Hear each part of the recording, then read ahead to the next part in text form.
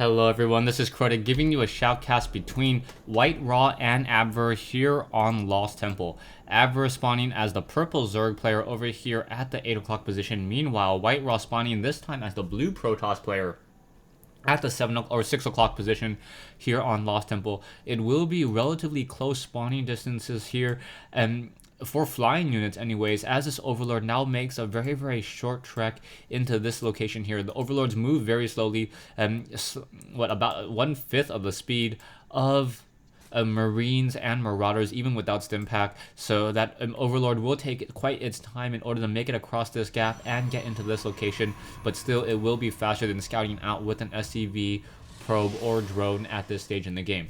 Taking a look at the production tab, nothing too out of the ordinary, no proxy gateways being placed down. WhiteRa just opening up with a standard build, getting a pylon, should be able to get up to 12 or 13 probes, and then place down a gateway. Now the key question is going to be coming in from Abver. Will Abver get an early spawning pool, or will he go for perhaps a 14 hatch and try to get a strong economy going? Both options are viable at this stage, as Lost Temple, your expansion is fairly well protected. There is a rather wider choke point, but still you are able to funnel through a lot, get some spine crawlers in here, spine crawlers with a range of 7, and spine crawlers even on this high ground, able to deal a lot of damage pretty effectively. Back over here, the Overlord still flying around as this gateway now coming online, and we now see WhiteRa finally getting the gas out of sight range for Abver, as Abver moving around with this Overlord only sees this one gateway being placed down. We now see a spawning pool coming in, and the metabolic boost should be coming in just a moment. And as soon as that spawning pool is up. Now, the last game on Shakura's Plateau, Abver did play very aggressively and got a lot of Zerglings really early. So I'll be interested to see how exactly WhiteRa tries to respond here with that spawning pool nearing completion. And then is he saving larva? Yes, he is saving a fair amount of larva so far. So he will be able to get, I believe, 6 Zerglings out very quickly, and now also get that metabolic boost in just a moment as well. So that will mean that he's going to have just speedlings out very quickly, and now transferring all of drones off of gas, and will be able to get a lot of damage dealt with those early Zerglings. The metabolic boost does take a fair amount of time to research, 110 game seconds. We now see a Cybernetics core coming into play, but another building needs to place down with that Zealot in order to be able to hold off any Zerglings, as these Zerglings are now already trying to test the waters, will be moving out in just a moment and heading straight for the main base.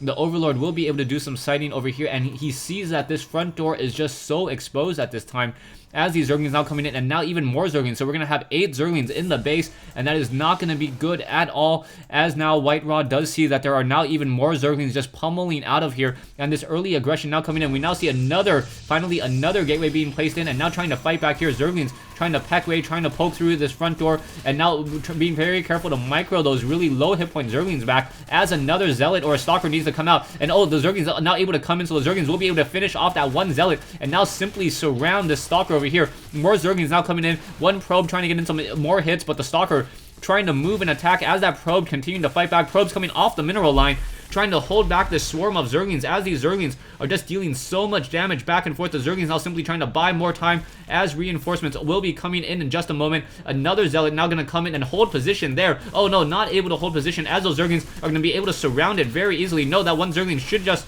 try to surround this Zealot here, as that Zergling may be able to finish off that Stalker. Down goes that Stalker there, and now going after this Zealot once again. More Zerglings trying to come in. Another Zergling coming in from behind. Down goes another Zealot there, as a pylon now trying to be warped in, and WhiteRa just simply falling to the swarm very early. Another pylon trying to be warped in.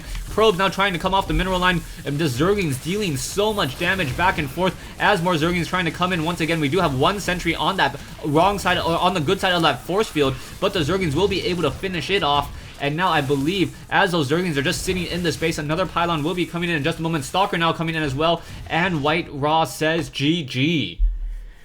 Wow, so WhiteRa losing to a very aggressive Abver here on Lost Temple. Not a 6 pool by any means, not even cheese. He did stop his drone production. However, this was just all very apparent for WhiteRa. WhiteRa, if he kept track of that probe at at the Xel'Naga Watchtower, saw what was happening. He could have gotten additional pylons or just more buildings in play in order to be able to hold off that swarm. Because he didn't get that zealot, or he wasn't chrono boosting his zealots, he got really greedy with his economy.